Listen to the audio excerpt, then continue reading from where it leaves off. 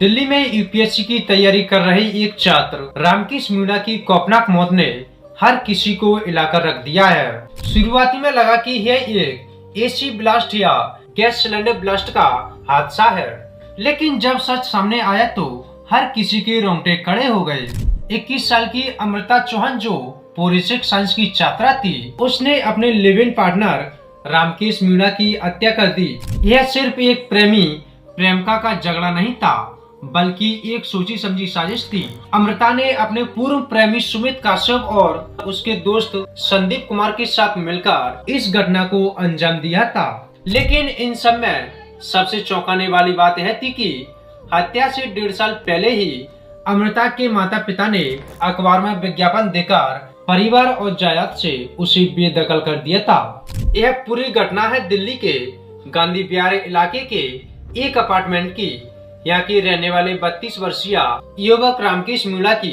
रामकृष्ण मीणा दिल्ली में रहकर यूपीएससी की तैयारी कर रहा था और उसी दौरान रामकृष्ण मीणा की मुलाकात एक दिन 21 वर्षीय अमृता से हो जाती है। अमृता फोरेंसिक साइंस की स्टूडेंट थी और दोनों की मुलाकातें धीरे धीरे प्यार में बदल जाती हैं। रामकृष्ण मीणा पिछले कुछ महीनों से 21 साल की अमृता चौहान के साथ लिव इन पार्टनर में रह रहा था। अमृता फोरेंसिक साइंस की स्टूडेंट थी, वही विषय जिसमें अपराध कैसे पकड़े जाते हैं यह सिखाया जाता है। लेकिन इस केस में उसने वही ज्ञान खुद अपराध करने में इस्तेमाल किया था। एक दिन अमृता को पता चला कि रामकृष्ण ने चोरी छुपे उसके अश्लील वीडियो और फोटोज रिकॉर्ड कर लिए हैं और उन्हें एक हार्ड डिस्क में सेव करके रखा है। उसने बार बार रामकृष्ण से कहा उन्हें डिलीट कर दो, लेकिन रामकृष्ण ने इनकार कर दिया था। यहीं से दोनों में लगातार झगड़े होने लगे। तब अमृता ने गुस्से में आकर अपने एक्स बॉयफ्रेंड सुमित के पास पहुंच जाती है और बोली, उसने मेरी जिंदगी बर्बाद कर दी, मैं उसे खत्म करना चाहती हूँ। सुमित ने बिना सोचे हाँ कर दी और अब शुरू हुआ एक किलिंग प्लान जो किसी खौफनाक कहानी से कम नहीं था। 15 अक्टूबर की रात गांधी विहार के उसी फ्लैट में सब कुछ सामान्य लग रहा था, लेकिन रात के 11 बजे 2 नकामपोश युवक बिल्डिंग में दाखिल हुए और कुछ ही मिनटों बाद अमृता भी वहां पहुंच जाती है। फ्लैट का दरवाजा बंद हुआ और फिर अंदर वो हुआ जिसकी कल्पना नहीं की जा सकती। सुमित और संदीप ने पहले रामकृष्ण का गला दबाया और फिर अमृता ने खुद जाकर गैस सिलेंडर का रेगुलेटर खोला, शरीर पर तेल, घी और शराब डाली ताकि जलने की गति बढ़ जाए और मौत को एक हादसा बताया जा सके। फिर सिलेंडर के पास आग लगाई। इसके बाद तीनों अपार्टमेंट से बाहर निकल जाते हैं। करीब 1 घंटे बाद सिलेंडर फटा और आग ने सब कुछ राख में बदल दिया।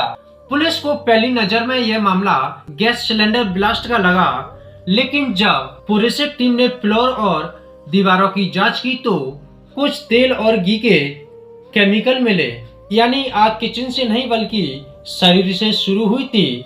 अब पुलिस को शक गहरा हो जाता है। इसके बाद पुलिस ने सीसीटीवी फुटेज निकाले जिसमें 2 नकामपोश और फिर अमृता दिखी। इसके बाद पुलिस अमृता के कॉल डिटेल चेक करती है और पता चलता है कि उस रात अमृता का मोबाइल फोन भी ठीक उसी लोकेशन पर एक्टिव था। सबूत एक एक करके उसके खिलाफ खड़े हो रहे थे। पुलिस ने 18 अक्टूबर को अमृता को मुरादाबाद से गिरफ्तार किया।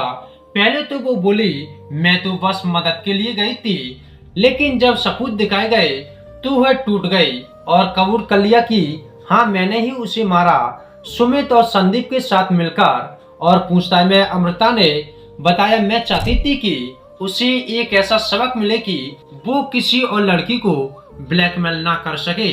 लेकिन सुमित ने कहा मार देंगे, कोई नहीं पकड़ा जाएगा, और मैंने हाँ कर दी। पुलिस ने सुमित और संदीप को भी मुरादाबाद से गिरफ्तार किया। बरामद हुए 2 लैपटॉप, एक हार्ड डिस्क और वही ट्रॉली बैग जिसमें तीनों हत्या के बाद फरार हुए थे। यह मामला सिर्फ एक हत्या नहीं बल्कि शिक्षा, प्रेम और बदले की आग का है।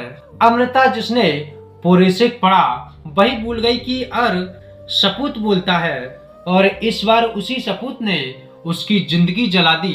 दिल्ली की राख में दफन। इस कहानी का सबक सिर्फ इतना है, जब प्यार में बदला घुल जाता है तो इंसान इंसान नहीं रहता, जलता हुआ सपूत बन जाता है। इस कहानी में आपकी क्या राय है? कमेंट करके हमें जरूर बताइए। वीडियो में अब तक हमारे साथ बने रहने के लिए धन्यवाद।